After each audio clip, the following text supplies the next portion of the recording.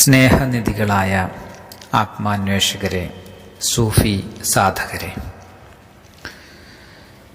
മഅ്നവിയുടെ 54-ാം ദിവസമാണ് നമ്മുടെ പഠനത്തിൻ്റെ. ഇന്നലെ നാം പറഞ്ഞു വച്ചത് ആ ദിവ്യഭിഷഗ്വരൻ ആ അടിമ പെൺകുടിയുടെ ഹൃദയത്തിലൊളിഞ്ഞിരുന്ന രഹസ്യത്തെ കണ്ടെത്തുകയും അതിന് ശാന്തിയായി ശമനമായി അതിൻ്റെ വഴിയെ അദ്ദേഹത്തിന് ബോധ്യപ്പെടുകയും ചെയ്യുകയാണ്. എന്താണ് ആ വഴിയെന്ന്, അതിൻ്റെ ശമനമെന്തെന്ന്, അതിൻ്റെ സാന്ത്വനമെന്തെന്ന്, അതിൻ്റെ പ്രതിവിധി എന്തെന്ന് ഗുരുവിന് ബോധ്യപ്പെട്ട് ആ പെൺകുടിയോട് പറയുന്നു. നിന്റെ ദുഃഖങ്ങളെല്ലാം എനിക്ക് തരിക, എല്ലാം ഞാൻ ഏറ്റെടുത്തിരിക്കുന്നു, നീ സമർപ്പിതയായിരിക്കുക മാത്രം ചെയ്യുക. 100 പിതാക്കന്മാരെക്കാൾ കരുണയുള്ളവനാണ് ഞാൻ, വാത്സല്യമുള്ളവനാണ് ഞാൻ. നീ എന്നെ വിശ്വസിക്കുക, എന്നിലേക്ക് വരിക. എല്ലാം പരിഹരിക്കുന്ന, എല്ലാ മോഹങ്ങളും സഫലമാക്കുന്ന മാന്ത്രികത, മാസ്മരികത ഞാൻ നിന്നിൽ വെളിപ്പെടുത്തി തരാം, നീ സമർപ്പിതയായിരിക്കുക മാത്രം ചെയ്യുക എന്ന് പറഞ്ഞ് ആ പെൺകുടിയെ ആശ്വസിപ്പിച്ചതിൻ്റെ തുടർച്ചയാണ് ഇന്ന് പറയാനുള്ളത്. ഇന്നത്തെ ഫാരിസി ഭാഗം നമുക്ക് വായിക്കാം. ഹാനോ ഹാൻ ഈൻ റാസ് റാബാ കസ്മഗോ ഗർച്ച് അസ് തോ ഷാഹ് കുനദ് ബസ് ജുസ്തജു ചൂൻ കെ അസ്റാറത് നിഹാൻ ദർ ദിൽ ശബത് ആൻ മുറാദത് ജൂദ് തർ ഹാസിൽ ശബത് ഗുഫ്ത് പൈഗംബർ के हर के सिर नुहफ्त जूद गर्दद बा मुराद खीश जुफ्त दान चून अंदर जमीन पनहान सब्जिये बुस्तान शबद जरव नुखरे गर नबूदन दी नहान परवरिश की याफ्तंदी जीरखान. ഇത്രയുമാണ് ഇന്നത്തെ ഈരടികൾ. 174 മുതൽ 178 വരെയുള്ള ഈരടികളാണിത്. 7 ഹാനോ ഹാൻ, ഗുരു ആ പെൺകുടിയോട് പറയുക, നീ ജാഗ്രത പുലർത്തുക, നീ അതീവ സൂക്ഷ്മത പുലർത്തുക. ജാഗ്രത എന്ന് പറയുന്നത് നീ ജാഗ്രതയിലായിരിക്കുക. എന്തില്? ഈ റാസ് റാ, ഈ രഹസ്യത്തെ, ബാ കസ്മഗു, ഒരു വ്യക്തിയോടും നീ പറയരുത്. ബാക്കസ്, ഒരാളോടും, മഗു നീ പറയരുത്. ഒരാളോടും പറയാതെ നിന്റെ അകമേ ഇരിക്കുന്ന ഈ രഹസ്യത്തെ നീ അതീവ രഹസ്യമായി സൂക്ഷിക്കുക. റാസ്, ഈ രഹസ്യം അതീവ രഹസ്യമായി സൂക്ഷിക്കുക. എന്നിട്ട് പറയാണ്, ഗർച്ച് അസ് തോഷഹ് കുനദ് ബസ് ജുസ്തജു, രാജാവ് തന്നെ ചോദിക്കുകയാണെങ്കിലും, ഗർച്ച് അസ് തോ, നിന്നോട്, ഷാഹ്, രാജാവ് തന്നെ ചോദിക്കുകയാണെങ്കിലും, ഷാഹ് കുനദ് ചോദിക്കുകയാണെങ്കിലും, നിന്നോട് അന്വേഷിക്കുകയാണെങ്കിലും, ബസ് ജുസ്തജു, നിന്നോട് അന്വേഷണം നടത്തിയാൽ പോലും നീ മഗു, നീ പറയരുത്. അത്രമേൽ രഹസ്യമായി സൂക്ഷിക്കുക. ഇത് മനസ്സിൻ്റെ ഒരു രഹസ്യമാണ്. അതിനെ, ആ രഹസ്യത്തെ രഹസ്യമായി സൂക്ഷിച്ചെങ്കിൽ മാത്രമേ അതിൻ്റെ സാഫല്യത്തിലേക്ക് കൊണ്ടുപോകാൻ കഴിയൂ. ഈ ഭാഗത്ത് മൗലാന റൂമി രഹസ്യങ്ങളുടെ കലവറ, രഹസ്യങ്ങളുടെ രഹസ്യത്തെക്കുറിച്ചാണ് പറയുന്നത്. ഇത് ഈ വരികളിൽ അതിമനോഹരമായി പല വാക്കുകളിലായിട്ട് രഹസ്യത്തെ പറയുന്നുണ്ട്. മനസ്സിൻ്റെ രഹസ്യങ്ങൾ ആണ് ഇതിൽ പറയുന്നത്. അതിലൂടെ നമുക്ക് ആ രഹസ്യങ്ങളുടെ ആധ്യാത്മ തലത്തെക്കുറിച്ച് നമുക്ക് കുറച്ച് ഭാഗങ്ങളെക്കുറിച്ച് നമുക്ക് സംവദിക്കാം. ഇതിൻ്റെ അടുത്ത ഈ സാമാന്യ ഭാഷാന്തരത്തിന് ശേഷം, ചൂൻ കെ അസ്റാറത്ത് നിഹാൻ ദർ ദിൽ ശബദ്, എപ്പോഴാണോ നിന്റെ രഹസ്യങ്ങൾ നഹാൻ ദിൽ, നഹാൻ മറഞ്ഞിരിക്കുന്നത്, ദർ ദിൽ ശബദ്, നഹാൻ ശബദ് മറഞ്ഞിരിക്കുന്ന, ദർദിൽ ഹൃദയത്തിൽ, നിന്റെ ഹൃദയത്തിൽ ഈ രഹസ്യം, നിന്റെ ഹൃദയത്തിൽ മറഞ്ഞിരിക്കുമ്പോൾ, ആൻ മുറാദത്ത് ജൂദ് തർ ഹാസിൽ ശബദ്, ആ മുറാദ്, നിന്റെ ആ ഉദ്ദേശം, നിന്റെ ഹൃദയാഭിലാഷം, ആൻ മുറാദ് എന്ന് പറഞ്ഞ ഉദ്ദേശം, ലക്ഷ്യം, നിന്റെ ആ ഹൃദയാഭിലാഷം, ജൂദ് തർ വളരെ പെട്ടെന്ന്, ഹാസിൽ ശബദ് അത് സാക്ഷാത്കരിക്കപ്പെടും. വളരെ പെട്ടെന്ന് തന്നെ നിന്റെ ആ ഹൃദയാഭിലാഷം സാക്ഷാത്കരിക്കപ്പെടും. എങ്ങനെയാണെങ്കിൽ നിന്റെ ഹൃദയത്തിൽ തന്നെ ആ രഹസ്യത്തെ നീ അതീവ ജാഗ്രതയോടെ ആർക്കും വെളിപ്പെടുത്താതെ ആരും അറിയാതെ നീ അതിനെ സൂക്ഷിക്കുകയാണെങ്കിൽ, നീ അതീവ സൂക്ഷ്മത പുലർത്തുകയാണെങ്കിൽ ആ നിന്റെ ഹൃദയാഭിലാഷം എത്രയും പെട്ടെന്ന് സാക്ഷാത്കരിക്കപ്പെടുമെന്ന് ഗുരു പറഞ്ഞു കൊടുക്കുകയാണ്.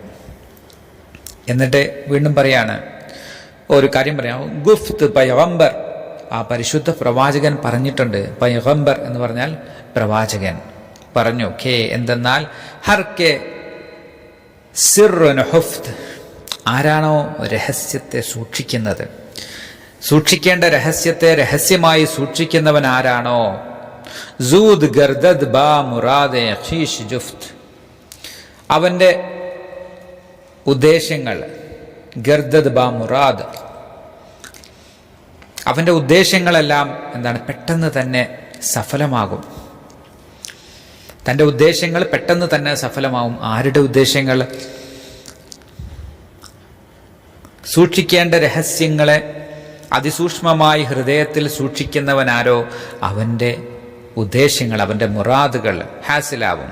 മുറാദ് ഹാസിലാവുക എന്നത് സാധാരണ പറയുന്നൊരു പ്രയോഗമാണ്. അവൻ്റെ മുറാദുകൾ എല്ലാം സഫലമാകും. ഷീഷ് ജുഫ്ത് നേരത്തെ പറഞ്ഞു.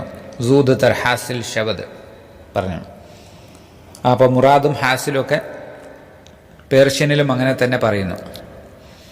പിന്നെ അടുത്ത അതിൻ്റെ ഒരു ഉപമ പറയുകയാണ്.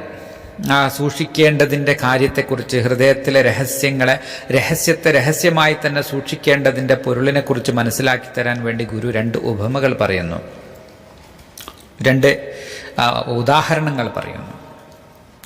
ദാന ചൂൻ അന്തർ ജമീൻ പൻഹാൻ ശബദ്, ധാന ചൂൻ അന്തർ ജമീൻ, ആ ധാന്യം, ധാന എന്ന് പറഞ്ഞാൽ ധാന്യം, ചൂൻ അന്തർ ജമീൻ, ഭൂമിക്കടിയിലിരിക്കുമ്പോൾ, ഭൂമിക്കടിയിലാകുമ്പോൾ, പൻഹാൻ ശബദ്, ഭൂമിക്കടിയിൽ മറഞ്ഞു കിടക്കുമ്പോൾ, ആ വിത്തുകളുണ്ടല്ലോ, ഓരോ ധാന്യത്തിൻ്റെ വിത്തുകൾ, ആ വിത്തുകൾ, ധാന്യം ഭൂമിക്കടിയിൽ മറഞ്ഞു കിടക്കുമ്പോഴാണ് എന്ത് സംഭവിക്കുന്നത്? സിർ ആൻസർ, അതിൻ്റെ രഹസ്യം, ആ വിത്തിൻ്റെ രഹസ്യമാണ് അതിൻ്റെ ഫലമായി വിരിയുന്നത്. ആ വിത്തിൻ്റെ രഹസ്യമാണ് ഫലമായി വിരിയുന്നത്. സിർ സബ്സിയെ ബൂസ്താൻ ശവദ്, പൂന്തോട്ടത്തിൽ ഹരിതാഭയായി മാറുന്നത്, അല്ലെങ്കിൽ ആ തോട്ടത്തിൽ ഹരിതാഭ നിറയ്ക്കുന്നത്, അതിൽ പച്ചപ്പ് കൊണ്ടുവരുന്നത്, അതിൽ പൂക്കളെ വിരിയിക്കുന്നത്, ഫലങ്ങൾ നിറയ്ക്കുന്നത് എല്ലാം എന്താണ്? ആ ഭൂമിക്കടിയിൽ മറഞ്ഞ് പുതഞ്ഞ് കിടക്കുന്ന ആ വിത്തുകളാണ്. ആ വിത്തുകൾ അങ്ങനെ പുതഞ്ഞും അതിൻ്റെ രഹസ്യങ്ങളെ ഇത്ര അതിമനോഹരമായി വലിയ ഫലവൃക്ഷമായി, ഫലങ്ങളായി, പൂക്കളായി വിരിയുകയും അവിടെ ഒരു വസന്തോദ്യാനം തന്നെ സൃഷ്ടിക്കപ്പെടുകയും ചെയ്യുന്നത് യഥാർത്ഥത്തിൽ അതിൻ്റെ രഹസ്യങ്ങൾ വെളിവാകാനുള്ള, മറഞ്ഞു കിടക്കേണ്ടതോളം അത് മറഞ്ഞു കിടക്കാനുള്ള അതിനവസരം കിട്ടിയത് കൊണ്ടാണ്. അതുകൊണ്ട് ഈ രഹസ്യങ്ങൾ, ഒളിഞ്ഞിരിക്കേണ്ട രഹസ്യങ്ങൾ ഒളിഞ്ഞു തന്നെ ഇരിക്കേണ്ടതുണ്ട്.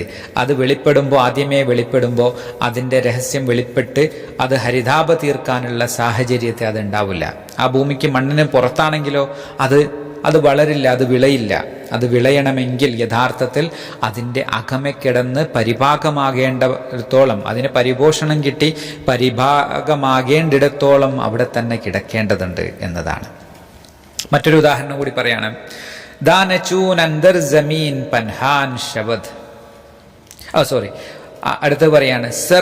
സർവോ നഖ്റേ ഗർ നബൂദൻ ദീനഹാൻ, സർവോ നഖ്റേ, സ്വർണവും വെള്ളിയും, ഗർ നബൂദൻ ദീനഹാൻ, അത്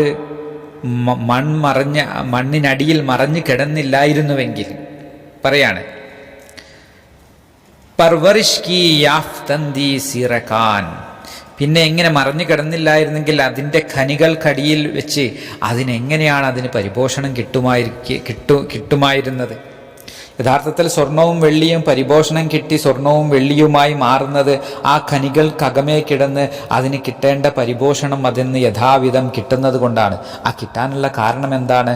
അത് അതിനടിയിൽ മറഞ്ഞു കിടക്കുന്നു എന്നതാണ്. ആ പരിപോഷണം ലഭിക്കാൻ മാത്രം സാധ്യമാകുന്ന വിധം പരിപോഷണം ലഭിക്കാനുള്ള അവസ്ഥയിൽ ആ മണ്ണിനടിയിൽ മറഞ്ഞു കിടക്കുന്നത് കൊണ്ടാണ് യഥാർത്ഥത്തിൽ എന്ത് സംഭവിക്കുന്നത്? അത് സ്വർണവും വെള്ളിയുമായി മാറുന്നത്. രണ്ട് ഉപമകൾ, ഉദാഹരണങ്ങൾ പറഞ്ഞാണ്. ഒന്ന്, ധാന്യവിത്തുകൾ അടിയിൽ പുതഞ്ഞു കിടക്കുന്നത് കൊണ്ടാണ് ഇത്രയും ഹരിതാപ തീർത്ത് ആ തോട്ടത്തിൽ വസന്തം തീർക്കുന്നത്, ഹരിതാപ വിളയിക്കുന്നത്, വിളവുകൾ ഇത്രമേൽ നൽകുന്നത് അതിൻ്റെ അടിയിൽ കിടക്കുന്നത് കൊണ്ടാണ്. അതുപോലെ സ്വർണവും വെള്ളിയും കനിയുടെ അടിയിൽ കിടന്ന് അതിൻ്റെ പരിപോഷണം കിട്ടി അതിൻ്റെ അങ്ങ് മറഞ്ഞിരുന്നത് കൊണ്ടാണ് അത് സ്വർണവും വെള്ളിയുമായി മാറുന്നത്. അതുകൊണ്ട് നിന്റെ രഹസ്യത്തെ നീ അതീവ ജാഗ്രതയോടെ അതീവ സൂക്ഷ്മതയോടെ നിന്റെ അകമേ സൂക്ഷിക്കുക. കാരണം അതിനൊരു ലക്ഷ്യമുണ്ട്, അതിനൊരു മുറാദുണ്ട്, അത് ഹാസിലാകേണ്ടതുണ്ട്, അതിൻ്റെ സാക്ഷാത്കാരമുണ്ട്. അത് സാഫല്യം അടയണമെങ്കിൽ അതിൻ്റെ ഘട്ടം വരെ വെളിപ്പെടുത്താനാകും വരെ നീ അതിനെ രഹസ്യമായി സൂക്ഷിക്കേണ്ടതുണ്ട്. ഇതിൻ്റെ ഭാഷാന്തരം വായിക്കാം. ഈ രഹസ്യം ഒരാളോടും പറയാതിരിക്കാൻ നീ ജാഗ്രത പുലർത്തുക. നിന്റെ രഹസ്യം ഒരാളോടും പറയാതിരിക്കാൻ നീ ജാഗ്രത പുലർത്തുക. രാജാവ് തന്നെ നിന്നോട് ചോദിച്ചാൽ പോലും നീ അത് പറയരുത്. നിന്റെ രഹസ്യം ഹൃദയത്തിൽ മറഞ്ഞിരുന്ന് പാകപ്പെടുമ്പോഴാണ് അതിൻ്റെ സാക്ഷാത്കാരം എളുപ്പത്തിൽ സംഭവിക്കുന്നത്. നിന്റെ ഹൃദയത്തിൽ മറഞ്ഞിരുന്ന് പാകപ്പെടുമ്പോഴാണ് അതിൻ്റെ സാക്ഷാത്കാരം എളുപ്പത്തിൽ സംഭവിക്കുന്നത്. പ്രവാചകൻ പറഞ്ഞു, ഹൃദയ രഹസ്യങ്ങൾ സൂക്ഷിക്കാൻ കഴിയുന്നവരുടെ അഭിലാഷങ്ങൾ വേഗത്തിൽ സഫലമാവുന്നു. ഹൃദയ രഹസ്യങ്ങൾ സൂക്ഷിക്കാൻ കഴിയുന്നവരുടെ അഭിലാഷങ്ങൾ വേഗത്തിൽ സഫലമാവുന്നു. ധാന്യം മണ്ണിനടിയിൽ പുതഞ്ഞു കിടന്നത് കൊണ്ടാണ് അതിൻ്റെ രഹസ്യം തോട്ടത്തിൽ ഹരിതാപ നിറച്ചത്. ആ തോട്ടത്തിൽ ഹരിതാപ നിറച്ചത് അത് മണ്ണിനടിയിൽ പുതഞ്ഞു കിടന്ന് അതിന് പാകമാകാനുള്ള അവസരം ലഭിച്ചതുകൊണ്ടാണ്. സ്വർണവും വെള്ളിയും മണ്ണിനടിയിൽ മറഞ്ഞു കിടന്നില്ലായിരുന്നെങ്കിൽ ഖനിക്കടിയിൽ അതിനെങ്ങനെ പരിപോഷണം ലഭിക്കാനാണ്? ഖനിക്കടിയിൽ പരിപോഷണം ലഭിച്ചതിൻ്റെ നിദാനം എന്താണ്? ആ നിദാനം അതിന് മറഞ്ഞു കിടക്കാനുള്ള അവസരം കിട്ടി, അതവിടെ മറഞ്ഞു കിടന്നു ഉള്ളതാണ്. ഇതിൽ ചില വാക്കുകളുണ്ട് ഈ ഭാഗത്ത്. അത് വാക്കുകളിലൂടെ എല്ലാ വാക്കുകളിലൂടെയും പോകാൻ നമുക്ക് പരിമിതിയുണ്ട്, സമയത്തിൻ്റെ പല കാര്യങ്ങളുണ്ട്. അപ്പോൾ നമുക്ക് ചില ഏറ്റവും ആഴത്തിൽ പോകേണ്ട വാക്കുകളിലൂടെ നമുക്ക് സഞ്ചരിക്കാം. വാക്കുകളെന്ന് പറയാം. ഹാൻ, ജാഗ്രത പുലർത്തേണ്ടതിനെ കുറിച്ച്. ഈ ജാഗ്രത എന്നത് ആധ്യാത്മ വഴിയിൽ അതിപ്രധാനമായ ഒരു കാര്യമാണ്. അതീവ ജാഗ്രത, അവയർനെസ് എന്ന് പറയുന്ന അതാണ് യഥാർത്ഥത്തിൽ തഖ്വ എന്ന് പറയുന്നത്, സൂക്ഷ്മത എന്ന് പറയുന്നത്. ആ ആധ്യാത്മികമായ സൂക്ഷ്മതയാണ്, ആ തഖ്വയാണ്, ആ ജാഗ്രതയാണ്. ആ ജാഗ്രത സദാ ഉള്ളവർക്ക് മാത്രമേ അതീവ സൂക്ഷ്മതയിൽ ദൈവമാർഗത്തിൽ ചരിക്കാനാവൂ. ആ സൂക്ഷ്മതയാണ്, ആ തഖ്വയാണ്, ആ ജാഗ്രതയാണ്, ആ ധ്യാനബോധമാണ്. ഒരു ബോധതലത്തിലേക്ക് മനസ്സിനെ ആ അവബോധ തലത്തിൽ നിലനിർത്തുക എന്നതാണ് ഇതിൽ പറയുന്നത്. പിന്നെ രണ്ടാമത് പറയുന്ന വളരെ വിശദീകരിക്കേണ്ട കാര്യങ്ങളാണ് ഓരോന്നും, കുറച്ച് പറയാം. റാസ് എന്ന് പറയുന്ന ആ രഹസ്യത്തെ, നിന്റെ രഹസ്യത്തെ കുറിച്ച് ആദ്യത്തിൽ തന്നെ പറയുന്നു. റാസ് റാ, ആ രഹസ്യത്തെ തന്നെ. ഈൻ റാസ് റാ റാഹു ബാക്കസ് മഗു എന്ന് പറയുന്നത് നീ ആരോടും പറയാതിരിക്കേണ്ട ആ രഹസ്യത്തെക്കുറിച്ച്. മറ്റൊരിടത്ത് പറയുന്ന അസ്റാർ, രഹസ്യങ്ങൾ എന്നത്. സിർ എന്നതിൻ്റെ പ്ലൂരലാണ് അസ്റാർ, രഹസ്യങ്ങൾ. അതുപോലെ ആ ഹൃദയത്തിൽ ദർദിൽ മുറാദ്, ഹൃദയാഭിലാഷങ്ങൾ. ഹാസിൽ ഷവദ്, സാക്ഷാത്കരിക്കുക. പൈഗംബർ, പ്രവാചകൻ. സിർ മറ്റൊരു സ്ഥലത്ത് വന്നു. ഇതിൽ 3 വാക്കുകൾ വന്നു. റാസ് വന്നു, അസ്റാർ വന്നു, സിർ വന്നു. സിർ 2 തവണ വന്നു. ആ വിത്തുകളുടെ രഹസ്യത്തെക്കുറിച്ച് പറഞ്ഞിടത്ത് വന്നു. ധാന്യത്തെക്കുറിച്ച് പറഞ്ഞു. അന്തർ ജമീൻ, ഭൂമിക്കടിയിൽ. സർ നുഖർ, സ്വർണത്തെയും വെള്ളിയെയും. ഖനിയെയും കുറിച്ച് പറഞ്ഞു. നമുക്ക് സിറിനെ കുറിച്ച് പറയാം, രഹസ്യത്തെക്കുറിച്ച് പറയാം. ഇതിൻ്റെ കേന്ദ്ര വാക്ക് എന്ന് പറയുന്നത് ആ രഹസ്യമാണ്. ഈ രഹസ്യം എന്നത് സൂക്ഷിക്കപ്പെടേണ്ട രഹസ്യങ്ങളുണ്ട് മനുഷ്യർ. അത് രഹസ്യം എന്ന് പറയുന്നത് എല്ലാ കാലത്തും രഹസ്യമായി തുടരേണ്ട ആ നിതാന്തമായ രഹസ്യം എന്നല്ല. രഹസ്യം എന്നത് വെളിപ്പെടുത്തേണ്ടത് മാത്രം വെളിപ്പെടുത്തുന്ന നിമിഷത്തിൽ, സമയത്തിൽ മാത്രം വെളിപ്പെടുത്തേണ്ടതിനെയാണ് രഹസ്യം എന്ന് പറയുക. ശാരീരികമായി നമുക്ക് രഹസ്യങ്ങളുണ്ട്. അത് വെളിപ്പെടുത്തേണ്ടടുത്ത് മാത്രം വെളിപ്പെടുത്തുന്ന രഹസ്യങ്ങൾ. മാനസികമായി രഹസ്യങ്ങളുണ്ട്. അതിൽ ജാഗ്രത പുലർത്തേണ്ടതുണ്ട് നമ്മുടെ മനസ്സിന്റെ രഹസ്യങ്ങൾ. ഇവിടെ പറയുന്ന ആ പെൺകുട്ടി എന്ന് പറയുന്ന നഫ്സിന്റെ പ്രതീകമായ ആ പെൺകുട്ടി നഫ്സിന്റെ രഹസ്യങ്ങളാണ്. അധമബോധത്തിൽ നഫ്സുൻ അമ്മാറത്തിന്റെ രഹസ്യങ്ങളാണ്. അതിനെ പോലും അത് ഏതൊന്നിനോടാണോ ബന്ധിതമായിരിക്കുന്നത്, ബന്ധനസ്ഥമായിരിക്കുന്നത്, അതിൽ പോലും അതീവ സൂക്ഷ്മത പുലർത്തി നിലനിർത്തേണ്ടതുണ്ട്. എങ്കിൽ മാത്രമേ അതിൽ നിന്ന് മുക്തമാക്കാൻ സാധിക്കൂ എന്നതുകൊണ്ടാണ് ഗുരു ആ രഹസ്യത്തെ അതീവ സൂക്ഷ്മതയിൽ നിലനിർത്താൻ വേണ്ടി ഉപദേശിക്കുന്നത്, ആ നഫ്സിനോട് ഉപദേശിക്കുന്നത്. അപ്പോൾ അവിടെ തീർച്ചയായിട്ടും ആ രഹസ്യമുണ്ട്, മനസ്സിന്റെ രഹസ്യങ്ങളുണ്ട്. പിന്നെ അതിനേക്കാൾ വലിയ രഹസ്യത്തെയാണ് ഹൃദയത്തിന്റെ രഹസ്യങ്ങളുണ്ട്. ആ നഫ്സിന്റെ തലത്തിൽ നിന്ന് ഖൽബിന്റെ തലത്തിലേക്കുള്ള രഹസ്യം വന്നു. പിന്നെ ആത്മാവിന്റെ രഹസ്യങ്ങളുണ്ട്, റൂഹിന്റെ തലത്തിലേക്ക്. പിന്നെ അതിന് മേലെ രഹസ്യം എന്ന് തന്നെയാണ്. ആധ്യാത്മിക ഭാഷയിൽ അതിന് രഹസ്യം എന്ന വാക്ക് തന്നെ ഉള്ളൂ. ഇതൊരു രഹസ്യത്തിന്റെ ഒരു ചങ്ങലയാണ്, ഒരു പ്രവാഹമാണ്, ഒരു ചാക്രികതയാണ് ഈ പ്രപഞ്ചം എന്ന് പറയുന്നത്. കാരണം അതൊരു രഹസ്യത്തിൽ നിന്ന് വന്നതാണ്. സൗമ ഹമീദ് എന്ന ഒരു കവയിത്രിയുടെ ഒരു കവിതയുണ്ട്. കഴിഞ്ഞ ദിവസം ഇങ്ങനെ നമ്മുടെ സുഹൃത്ത് സമീർ ബിൻ സി പാടിയത് ഇങ്ങനെ കേട്ടു. അതിൽ പറയുന്ന ആ വാക്ക് എനിക്ക് വളരെ ഇഷ്ടപ്പെട്ടു. വെളിച്ചത്തിൽ ഒളിച്ചവനെ, പ്രപഞ്ചത്തിൽ നിറഞ്ഞവനെ എന്നാണ് വാക്ക്. അതിലേറ്റവും മനോഹരമായ വാക്ക് ആ വെളിച്ചത്തിൽ ഒളിച്ചവനെ എന്നുള്ളതാണ്. ഈ ദൈവികതയുടെ ഒരു മഹാപ്രഭാവത്തെ പറയാൻ പറ്റിയ മനോജ്ഞമായ ഒരു പ്രയോഗമാണത്, വെളിച്ചത്തിൽ ഒളിച്ചവനെ എന്നത്. കാരണം വെളിച്ചത്തിലാണ് യഥാർത്ഥത്തിൽ ഒളിച്ചിരിക്കുക. വെളിച്ചപ്പെടുക, അതായത് വെളിപ്പെട്ട് കൊണ്ട് തന്നെ ഒളിഞ്ഞിരിക്കുന്നവനാണത്. ആ ഒളിഞ്ഞിരിക്കുന്നവന്റെ വെളിപ്പെടൽ തന്നെയാണ് യഥാർത്ഥത്തിൽ ഈ പ്രപഞ്ചം എന്ന് പറയുന്നത്. മുമ്പ് നമ്മൾ പറഞ്ഞു, പ്രകാശത്തെക്കുറിച്ച് പറഞ്ഞു. അത് പ്രകാശനം ചെയ്തതാണ്. പ്രകാശം എന്ന് പറയുന്നത് എന്താണ്? ആ പ്രകാശനം ചെയ്യപ്പെട്ടതാണ്. ആ മറഞ്ഞിരിക്കുന്നത് പ്രകാശനം ചെയ്യപ്പെട്ടതെന്തോ അതാണ് പ്രകാശം. ആ വെളിച്ചത്തിൽ തന്നെയാണ് അവൻ ഇരിക്കുന്നത്. ഈ പ്രാപഞ്ചികത അത് തന്നെയാണ് എന്ന പൊരുളിലേക്ക് കൊണ്ടുപോകുന്നതാണ്. വിശുദ്ധ ഖുർആൻ പറയുന്നു, ഹുവൽ അവ്വലു വൽ ആഖിറു വൽ വൽ ബാത്തിൻ. അവൻ തന്നെയാണ് അനാദിയായവൻ, അവൻ തന്നെയാണ് അനശ്വരമായവൻ, അനശ്വരനായവനും അതാണ്. അവൻ തന്നെയാണ് അനാദിയും അനശ്വരതയും അവനാണ്. ഹുവല്ലാഹിറു വൽ ബാത്തിൻ, അവൻ തന്നെയാണ് വെളിപ്പെട്ടവൻ, അവൻ തന്നെയാണ് മറഞ്ഞിരിക്കുന്നവനും. ആ വെളിപ്പെട്ടവൻ എന്നത് സൂഫികൾ മനോഹരമായ ഇബ്നു അറബിയെ പോലുള്ള മഹാഗുരുക്കന്മാർ അതിനെക്കുറിച്ച് അതിമനോഹരമായ കാവ്യങ്ങളും ചിന്തകളും ദർശനങ്ങളും സമ്മാനിച്ചിട്ടുണ്ട്. എവിടെയാണ് അവൻ വെളിപ്പെട്ടിരിക്കുന്നത്?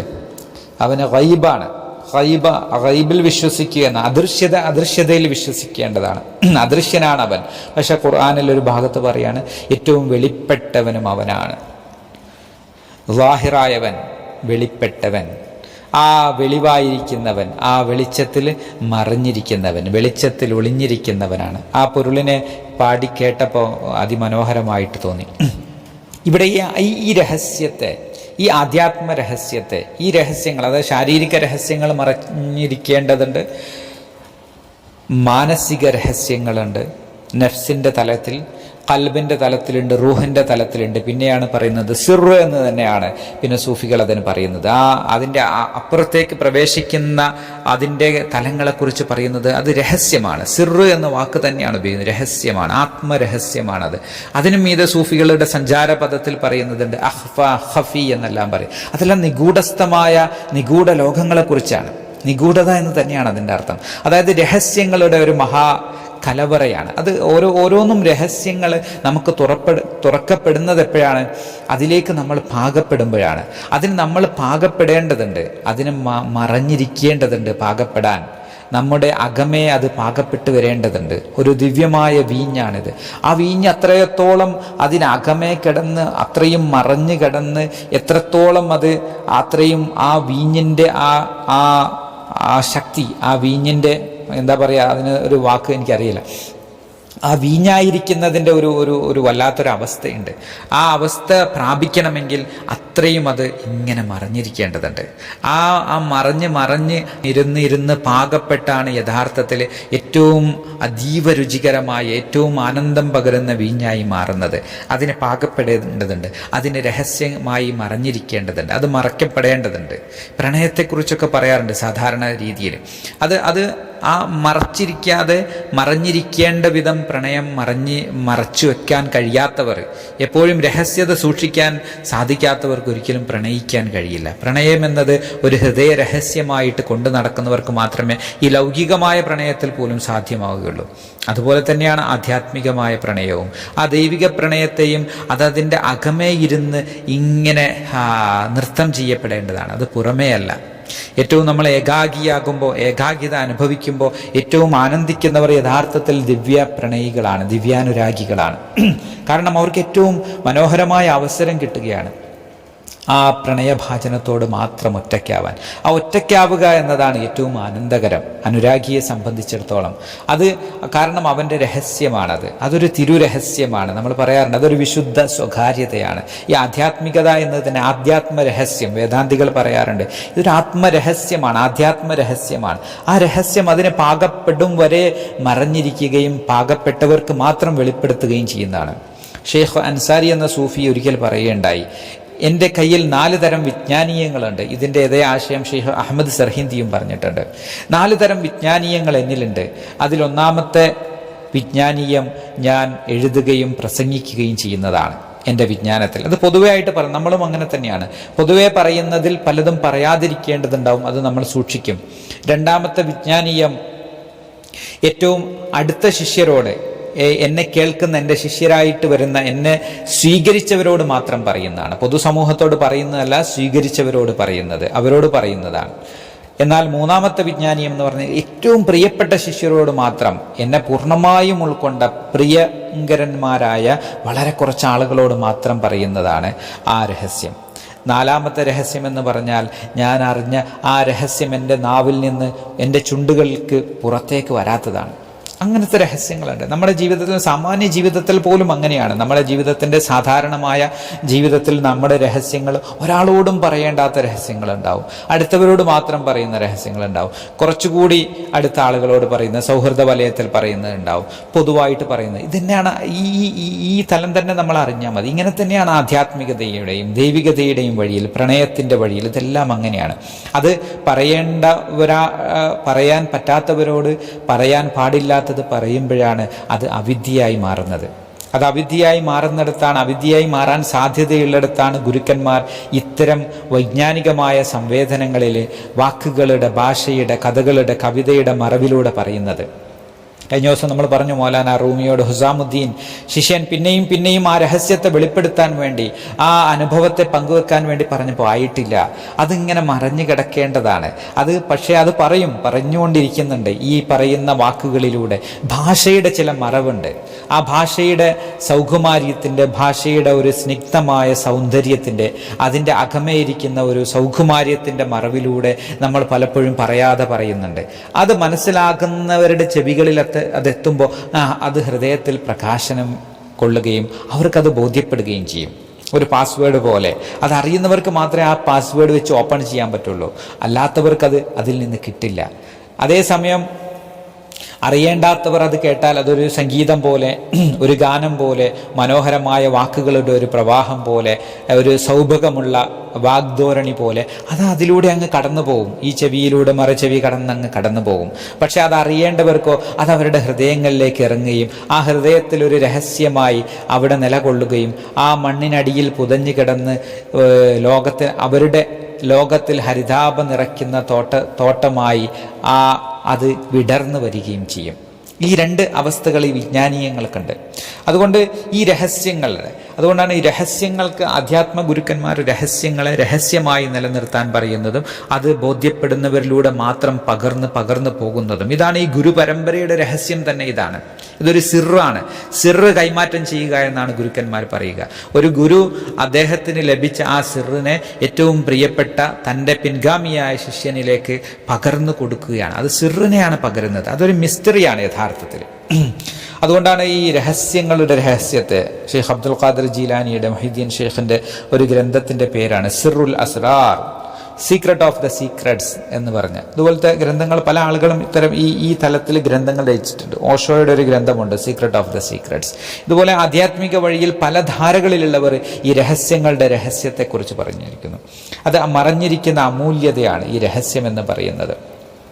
കുന്തു കൻസൻ മഖ്ഫിയ എന്ന് പറയുന്ന സൂഫികൾ പറയുന്ന ആ വിശുദ്ധ ഹദീസിന്റെ ഭാഗമായിട്ട് പറയുന്ന കുന്തു കൻസൻ മഖ്ഫിയ, ഞാൻ മറഞ്ഞിരിക്കുന്ന ഒരു നിധിയാണ്. ആ ദൈവികതയുടെ ആ ഭാവവും ഭാഷയും അതാണ്, മറഞ്ഞിരിക്കുന്ന ഒരു നിധിയാണത്.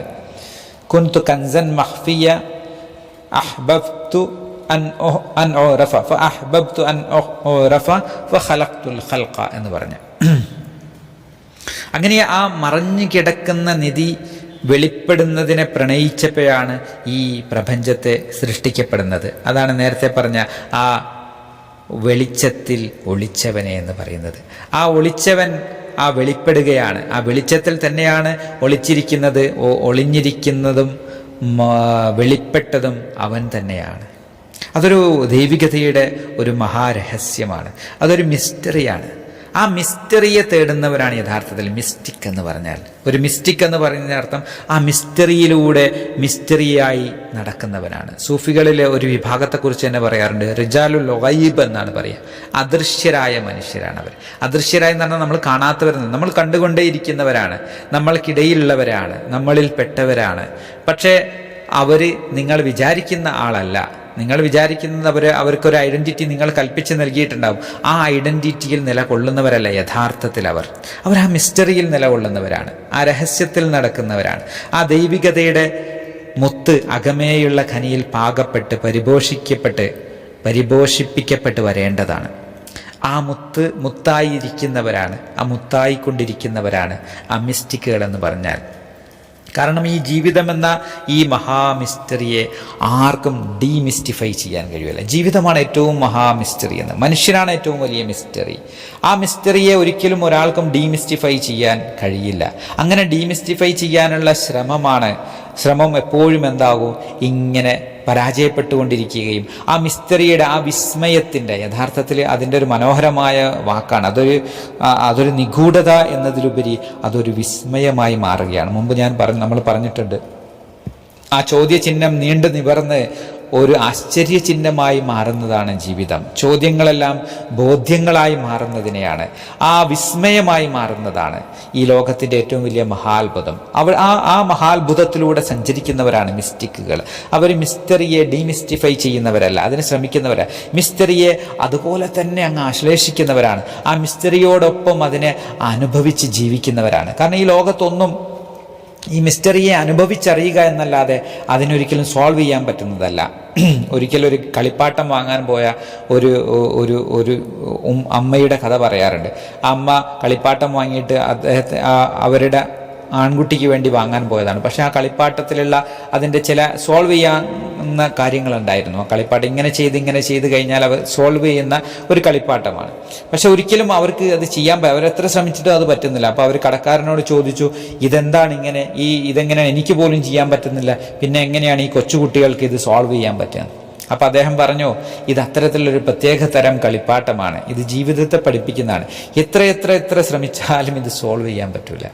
ഈ മിസ്റ്ററിയെ ഇതിനെ ഒരിക്കലും ഡീമിസ്റ്റിഫൈ ചെയ്യാൻ പറ്റില്ല. അത് കുട്ടികളെ ഏറ്റവും ചെറുപ്പത്തിൽ തന്നെ പഠിപ്പിക്കുകയാണ്. ജീവിതം ഇങ്ങനെയാണെന്ന് അറിഞ്ഞ് അതിനെ അതായിട്ട് തന്നെ സ്വീകരിക്കാൻ പഠിപ്പിക്കുന്ന കളിപ്പാട്ടമാണെന്ന് പറയുന്നുണ്ട്. ഇതുപോലെയാണ് ജീവിതം. അതുപോലെ നമ്മൾ തേടുന്ന ഡീമിസ്റ്റിഫൈ ചെയ്യാൻ ശ്രമിക്കുന്ന ഒരുപാട് നിർവചനങ്ങളുണ്ട്. എന്താണ് ദൈവം? ചില ആളുകൾ ചോദിക്കും, എന്താണ് ദൈവം, എന്താണ് പ്രണയം, എന്താണ് ആധ്യാത്മികത, എന്താണ് സൂഫിസം എന്നൊക്കെ ചോദിക്കാറുണ്ട്. ഇതൊന്നും നമുക്ക് നിർവചിക്കാൻ പറ്റുന്ന കാര്യങ്ങളല്ല, അനുഭവിച്ചറിയേണ്ടതാണ്. അനുഭവിച്ച് മാത്രം അറിയാൻ കഴിയുന്നതാണ്. ഒരാൾക്കും അത് എക്സ്പ്ലെയിൻ ചെയ്യാൻ പറ്റില്ല. എക്സ്പ്ലനേഷനിൽ അർത്ഥമില്ല. അത് ആ രഹസ്യമായി അകമേ നിറഞ്ഞ്, അകമേ വിരിഞ്ഞ്, അകമേ പാകപ്പെട്ട്, പരിപോഷിപ്പിക്കപ്പെട്ട് ആ വിസ്മയത്തിൻ്റെ മഹാ അനുഭവത്തിൽ, ആ ദൈവികതയുടെ ഉള്ളറിവിൽ, ആ ദൈവികതയുടെ പുണരലിൽ, ആ ദൈവികതയുടെ ആശ്ലേഷത്തിൽ അമർന്ന് നിറഞ്ഞ് അനുഭവിച്ച് ആയിത്തീരേണ്ടതാണ്. വേദാന്തികൾ ഇതിനെക്കുറിച്ച്, ഇത്തരം ആളുകളെക്കുറിച്ച് പറയാറുണ്ട്, ശർക്കര തിന്ന ഊമയെപ്പോലെയാണ് എന്ന്. ശർക്കര തിന്ന രണ്ട് ഊമകൾ പരസ്പരം അതിൻ്റെ രുചിയെ പങ്കിടാൻ ശ്രമിക്കുമ്പോൾ ഉണ്ടാകുന്ന ഒരവസ്ഥയുണ്ടല്ലോ, ആ മധുരം. അത് പഴയ കാലത്ത് പറഞ്ഞായിരിക്കാം ശർക്കര. ഏറ്റവും രുചികരമായ ഒരു വിഭവം കഴിച്ച രണ്ട് ഊമകൾ എങ്ങനെയാണത് അവർ പങ്കുവെക്കുക? ഒരിക്കലും പങ്കുവെക്കാൻ കഴിയാത്ത വിധം അവർ ആനന്ദം കൊണ്ട് പരസ്പരം എന്തൊക്കെയോ ആംഗ്യങ്ങൾ കാണിച്ച് പരസ്പരം വെളിപ്പെടുത്താൻ ശ്രമിക്കും. പക്ഷേ അത് പുറത്തുള്ള ഒരാൾക്ക് അത് മനസ്സിലാവില്ല. രണ്ടുപേരും കഴിച്ചിട്ടുണ്ടെങ്കിൽ രണ്ടുപേർക്കും അത് പരസ്പരം മനസ്സിലായേക്കാം അതാണെന്ന്. അല്ലെങ്കിൽ ഒരിക്കലും അത് കഴിക്കാത്ത ഒരാൾക്ക് അത് പ്രകാശിപ്പിച്ചു കൊടുക്കാൻ കഴിയില്ല. അങ്ങനെയാണ് ഇത് ഒളിഞ്ഞിരിക്കുന്നത്, ഈ രഹസ്യം. ഈ വെളിപ്പെട്ട സർവ്വതിലും മറിഞ്ഞിരിക്കുന്ന ആ മഹാദൈവികത, ആ രഹസ്യത്തിൻ്റെ ആ പ്രവാഹം, ആ സിറിൻ്റെ, ആ ഖഫിയുടെ അതിങ്ങനെ ഒരു പ്രവാഹമായി, ആ രഹസ്യതയുടെ പ്രവാഹമായി, ജ്ഞാനപ്രകാശമായി, ജ്ഞാനത്തിൻ്റെ പടവുകൾ കയറുന്തോറും, ആ പ്രണയത്തിൻ്റെ ആകാശങ്ങളിലേക്ക് പറന്നുയരുന്തോറും അകമേ വെളിപ്പെട്ട് കിട്ടുന്ന ആ രഹസ്യത്തിൻ്റെ, ആ നിഗൂഢതയുടെ ആ കലവറകൾ തുറന്നു കിട്ടുമ്പോൾ അവിടെ ഇരുൾ വീണ വഴികളിലെല്ലാം പ്രകാശത്തിൻ്റെ വലിയ പ്രകാശ സൂര്യന്മാർ തന്നെ അവിടെ ഇങ്ങനെ നിറഞ്ഞുദിക്കും. അത് ഉള്ളിൽ അനുഭവിക്കുക. ആ ഉള്ളിൽ അനുഭവിക്കുന്ന ആ രഹസ്യങ്ങളുടെ രഹസ്യത്തെ, ആ പ്രകാശത്തിൽ മറഞ്ഞിരിക്കുന്നവനെ ആ രഹസ്യമായി അനുഭവിച്ചറിയുക. അല്ലാതെ അത് വെളിപ്പെടുത്താതെ, അത് ഏത് ഘട്ടത്തിലാണോ, അത് ഏത് രീതിയിലാണോ, ഏത് ഭാവത്തിലാണോ, ഏത് രാഗധാരയിലൂടെയാണോ അത് പുറത്ത് വെളിപ്പെടേണ്ടത്, ആ വഴിയിലൂടെ അത് വെളിപ്പെട്ടുകൊള്ളും. നീ സ്വയം അതിനെ ഏറ്റവും ജാഗ്രതയോടെ കാത്തു സൂക്ഷിക്കുക. ഏറ്റവും തഖ്വയോടെ, ഏറ്റവും ഹൃദയപൂർവം, ഏറ്റവും നിറഞ്ഞ ഹൃദയത്തോടെ വിസ്മയപൂർവം അതിനെ അനുഭവിക്കുക എന്ന് ഇവിടെ ഗുരു ഓരോ ആത്മാന്വേഷിയെയും, ഓരോ നഫ്സിൽ കുടുങ്ങിക്കിടക്കുന്ന ഓരോ മനുഷ്യനെയും, ഓരോ സാധകനെയും ഗുരു ഇവിടെ ഇങ്ങനെ ബോധ്യപ്പെടുത്തി കൊടുക്കുകയാണ് ഈ വരികളിലൂടെ ചെയ്യുന്നത്. നമുക്ക് തുടരാം. എല്ലാവരോടും സ്നേഹം. നന്ദി.